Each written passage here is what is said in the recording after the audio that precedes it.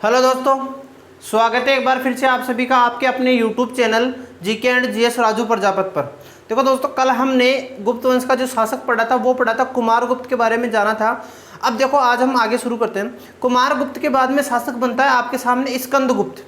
कुमारगुप्त के बाद में शासक बना था स्कंदगुप्त, और स्कंदगुप्त का जो शासनकाल आता है आपके सामने वो 455 ईस्वी में स्कंदगुप्त शासक बना और 467 ईस्वी तक स्कंदगुप्त शासक रहा था। ठीक है, देखो आगे की हम बात करें। देखो जब हमने गुप्त वंश शुरू किया था उस समय हमने जाना था कि गुप्त वंश का प्रथम प्रतापी शासक कौन था। वैसे बात करें तो कि गुप्त वंश की स्थापना तो श्री गुप्त के द्वारा कर दी गई थी। श्री गुप्त के द्वारा गुप्त वंश की स्थापना की गई, यानी कि नींव रखी गई। लेकिन जो गुप्त वंश का प्रथम प्रतापी शासक आपके सामने आया था उसका नाम था चंद्रगुप्त प्रथम।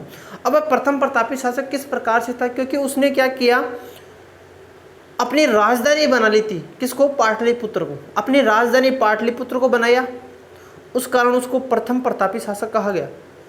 साथ ही साथ मैं बात करूं, यदि आपसे क्वेश्चन पूछ लिया जाए कि गुप्त वंश का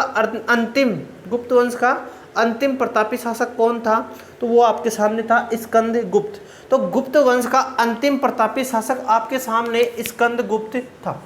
अब देखो, जब स्कंदगुप्त शासक बना, प्रतापी शासक था अंतिम प्रतापी शासक होने के साथ साथ ये जैसे ही शासक बनता है तो शासक बनते ही इसके समय हूणों का आक्रमण होता है। किसका?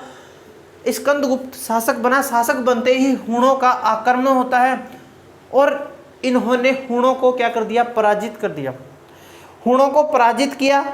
तो इसकी जानकारी कहाँ से मिलती है? तो इसकी जानकारी मिलती है भीतरी अभिलेख से।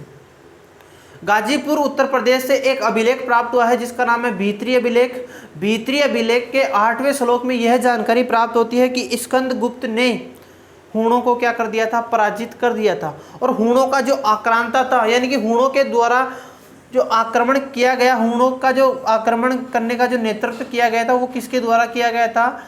खुशनवेज के द्वारा किया गया था। ये आक्रांता था, हूणों की तरफ से ये आक्रांता था। इसकी जानकारी मिलती है भीतरी अभिलेख के 8वें श्लोक से, जो कहाँ से प्राप्त हुआ है? गाजीपुर उत्तर प्रदेश से प्राप्त हुआ है। साथ ही साथ मैं बात करूँ कि आपके सामने स्कंदगुप्त के समय बहुत तेज बरसात होती है, वर्षा होती है। वर्षा होने के कारण जो सुदर्शन झील बनाई गई थी उस सुदर्शन झील टूट जाती है। जब सुदर्शन झील टूट गई तो सुदर्शन झील का पुनर्निर्माण किसने करवाया था? तो सुदर्शन झील का जो पुनर्निर्माण करवाया गया था वो आपके सामने स्कंदगुप्त के द्वारा करवाया गया था। अब स्कंदगुप्त ने सुदर्शन झील का पुनर्निर्माण करवाया और उसके किनारे एक विष्णु मंदिर का निर्माण करवा दिया। सुदर्शन झील का पुनर्निर्माण करवाया, निर्माण करवाने के बाद में उसके किनारे पर एक विष्णु मंदिर का निर्माण करवा दिया गया।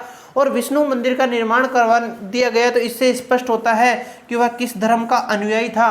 तो आपके सामने स्कंदगुप्त वैष्णव धर्म का क्या था? अनुयायी था। ठीक है, तो स्कंदगुप्त वैष्णव धर्म का अनुयायी था। वैष्णव धर्म के अनुयायी होने के साथ साथ यदि मैं बात करूं इनकी राजधानी की, तो इन्होंने अपनी जो राजधानी बनाई थी वो किसको बनाई थी? अयोध्या को अपनी राजधानी बना ली थी। वैसे देखें तो गुप्त वंश की प्रथम राजधानी आपके सामने पाटलिपुत्र थी, जो किसके समय बनाई गई थी? चंद्रगुप्त प्रथम के समय बनाई गई थी। जबकि चंद्रगुप्त द्वितीय के समय चंद्रगुप्त द्वितीय की पहली राजधानी पाटलिपुत्र थी, जबकि चंद्रगुप्त द्वितीय की जो दूसरी राजधानी थी वो आपके सामने उज्जैनी थी, यानी कि उज्जैन थी।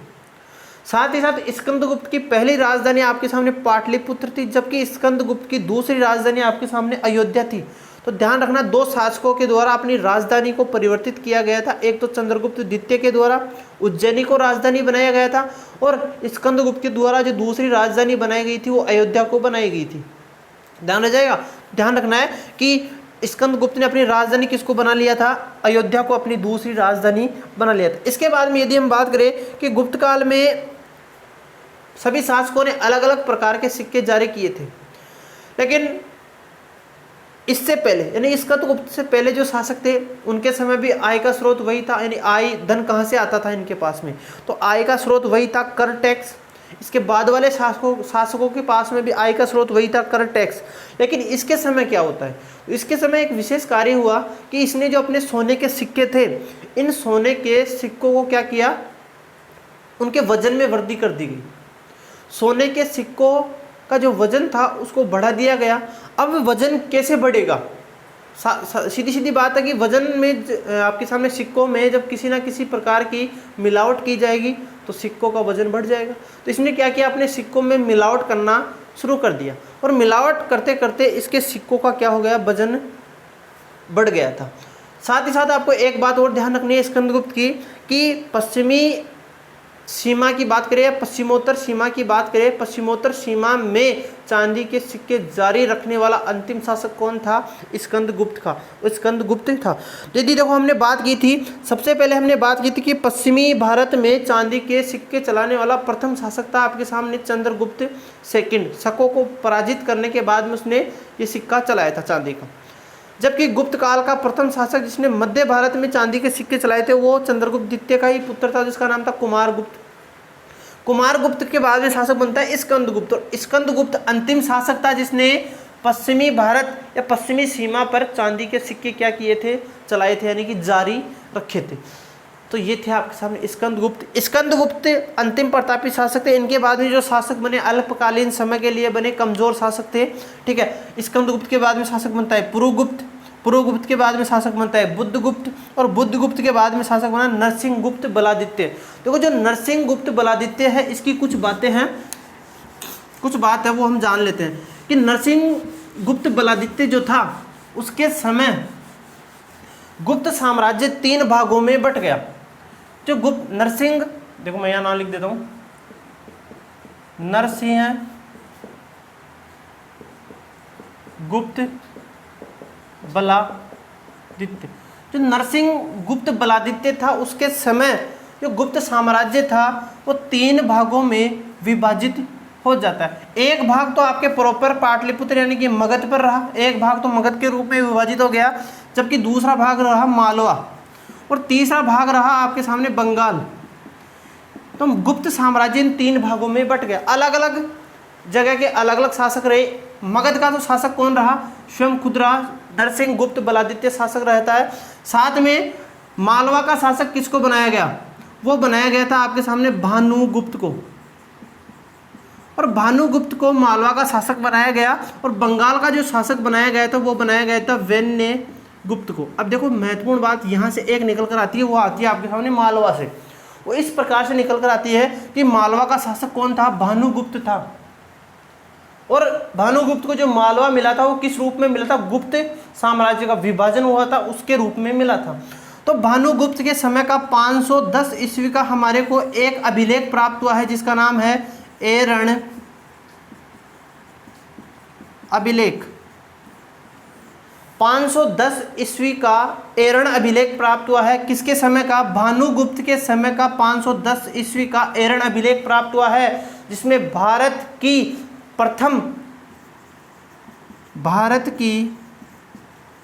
प्रथम सती का क्या मिलता है, उल्लेख। भारत की प्रथम सती का उल्लेख कहां पर मिलता है, तो एरण अभिलेख में मिलता है, जो 510 ईस्वी का है और भानुगुप्त के समय का है। और भानुगुप्त का एक सामंत था जिसका नाम था गोपराज। क्या नाम था, गोपराज। गोपराज की पत्नी क्या हुई थी, सती हुई थी। ठीक है, तो ये आपको ध्यान रखना है। और आगे चलकर गुप्त वंश का अंतिम शासक आ जाएगा आपके सामने, विष्णु गुप्त। ये क्या था, अंतिम शासक था, अंतिम शासक। गुप्त वंश का अंतिम शासक कौन था, तो गुप्त वंश का अंतिम शासक था आपके सामने विष्णु गुप्त। ध्यान रह जाएगा कि नरसिंह गुप्त बलादित्य के समय गुप्त वंश 3 भागों में विभाजित होता है, मगध, मालवा और बंगाल। मालवा का शासक बनाया गया था भानुगुप्त। भानुगुप्त को मालवा का शासक बनाया गया, और मालवा का जो शासक भानुगुप्त को बनाया गया इसके समय का 510 ईस्वी का एरण अभिलेख प्राप्त हुआ है। और एरण अभिलेख में भानुगुप्त का एक सेनापति था जिसका नाम था गोपराज, और गोपराज की पत्नी क्या हुई थी, सती हुई थी। यह भारत की प्रथम सती मानी जाती है क्योंकि इसका उल्लेख मिला है हमारे को, स्पष्ट उल्लेख के रूप में। भारत की जो प्रथम सती मानी जाती है वो मानी जाती है गोपराज की पत्नी जो सती हुई थी।